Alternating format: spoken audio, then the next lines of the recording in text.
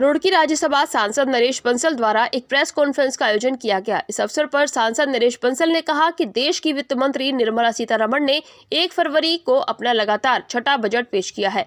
उन्होंने बताया कि इस बजट के द्वारा प्रत्यक्ष तथा अप्रत्यक्ष कर दरों में कोई बदलाव नहीं किया गया, लेकिन इनकम टैक्स देनदारी संबंधी नोटिस से प्रभावित लोगों को राहत दी गई है। पीएम आवास योजना के निमित्त अगले 5 वर्षों में कम से कम 2 करोड़ और घर बनाए जाएंगे। पीएम आवास योजना के तहत आवंटन राशि 79,590 करोड़ रुपए से बढ़कर 80,671 करोड़ रुपए कर दी गई है और बजट में रूफ टॉप और ऊर्जा योजना द्वारा 1 करोड़ लोगों को 300 यूनिट बिजली मुफ्त दी जाएगी। ई व्हीकल की चार्जिंग के लिए बड़े पैमाने पर चार्जिंग स्टेशंस बनेंगे, इससे वेंडर को काम मिलेगा। वहीं लखपति दीदी योजना के निमित्त 3 करोड़ महिलाओं को लखपति बनाने का लक्ष्य तय किया गया है, जिसमें आयुष्मान भारत योजना के निमित्त स्वास्थ्य देखभाल को सभी आशा कार्यकर्ताओं, आंगनबाड़ी कार्यकर्ताओं और सहायकों तक बढ़ाया जाएगा। चीनी सब्सिडी योजना को 2 वर्षों के लिए यानी 31 मार्च 2026 तक बढ़ाने को मंजूरी दी गई है। ये बजट आम लोगों का बजट है, जिससे प्रत्येक भारतवासी का लाभ होगा। उत्तराखंड में बहुत सारी योजनाएं चल रही हैं। सबसे बड़ी मैंने कुछ योजनाएं बोली थी, जैसे आयुष्मान है।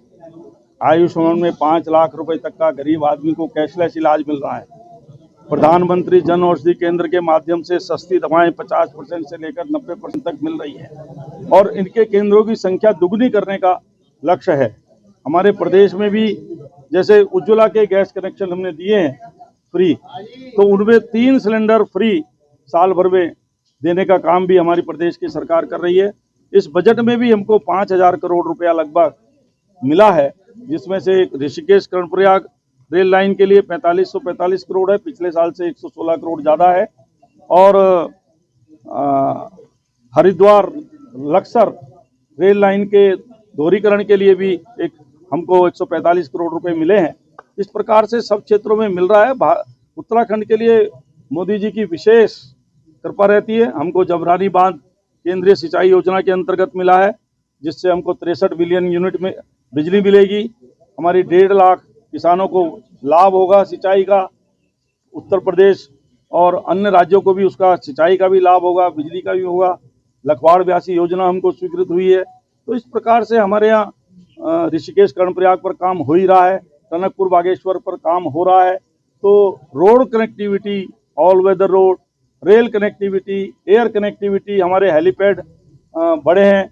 अभी नैनीसैनी और देहरादून पिथौरागढ़ हवाई सेवा प्रारंभ हुई है रीजनल कनेक्टिविटी में, जिससे वहाँ के लोगों को जो पहले 12 घंटे लगते थे, अब वो 50 मिनट में देहरादून से पिथौरागढ़ पहुँच जाते हैं। 2-2.5 हज़ार रुपये में तेल भी 5-7 हज़ार रुपये का खर्च होता था।